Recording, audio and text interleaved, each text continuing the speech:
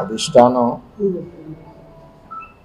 ఏ నిర్ణయం తీసుకుంటే ఆ నిర్ణయానికి కట్టుబడి ఉంటా. అది పిఠాపురం అందరికీ తెలుసు.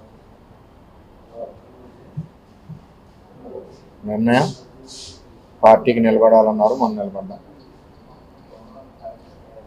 పార్టీకి ఎప్పుడు కూడా వ్యతిరేకంగా కానీ పార్టీ బలోపేతానికి పనిచేసాను చెప్తే వేరే.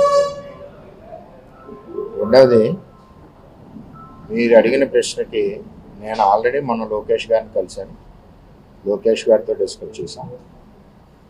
ఏదైతే ఇక్కడ ఇబ్బందులు లేకుండా కూటమి ముందుకు వెళ్ళాలి, ఒక కమిటీని వేసి చేయమని చెప్పాను. నాకు కూడా కొంచెం టైం స్పెండ్ చేయడానికి కూడా కొంచెం ఇబ్బందిగా ఉంది.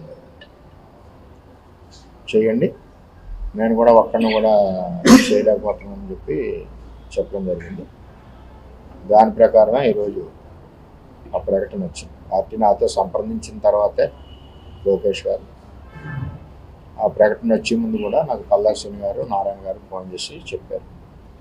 చెప్పిన దాని ప్రకారం జరిగింది. పార్టీ సమీకరణాల సమయంలో కొన్ని రకాలుగా ఆలోచన చేస్తుంటారు. ఆ ఆలోచనకి ఎప్పుడు కూడా అనుగుణంగా పిఠాపురం తెలుగుదేశం పార్టీ కేంద్ర పార్టీ అధ్యక్షుల ఆదేశాల ప్రకారంగా పనిచేస్తుంది. వర్మ ఏంటో పిఠాపురం ప్రజలకు తెలుసు, వర్మ ఏంటో తెలుగుదేశం పార్టీ తెలుసు, ఎంత కమిటెడ్గా ఉంటారో తెలుగుదేశం పార్టీ తెలుసు. మిగిలిన విషయాలు నాకు అనవసరం.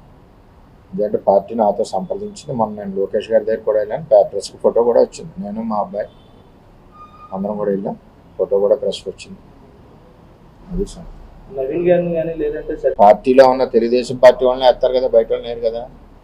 ఎవరినన్నా వేయచ్చు, తప్పేమీ లేదు ఇందులో. నేను ఆల్రెడీ మాట్లాడొచ్చాను. నేను మాట్లాడిన దానికి అనుగుణంగానే కార్యక్రమం జరుగుతుందని కూడా నేను తెలియజేస్తాను.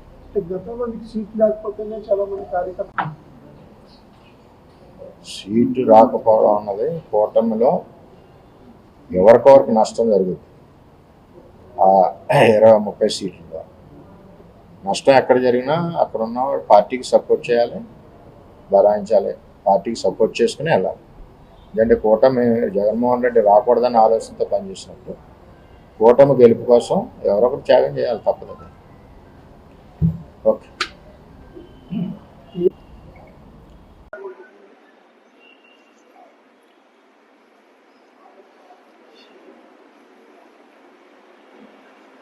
పిఠాపురం అంతా తెలుగుదేశం పార్టీకి క్రమశిక్షణగా వాళ్ళు ఇచ్చిన ఆదేశాల ప్రకారం